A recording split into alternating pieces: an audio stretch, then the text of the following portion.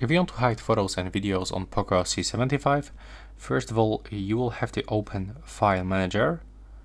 And when you are on the recent, just scroll like this, take a look, and now we have to release the open private folder. Now we have to upgrade our password, so click Set. There we go. We have to just do this 2 times. Click Next. Additionally, you can add a Xiaomi account if you forgot the password that you create right now, so you'll be able to actually reset this password. I'm gonna click Not Now, and as you can see right now, let's open it one more time.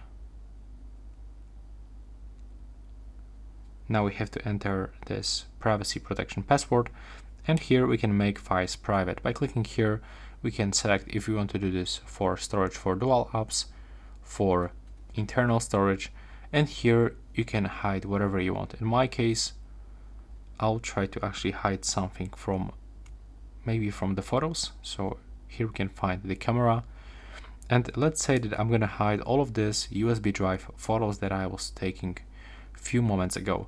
Click on this switcher to make it private. Now wait for the encryption, and now when you go back, as you can see, it actually doesn't appear right here. So we just simply hide it. And now if you want to get access into this one, then just slide release and input your password.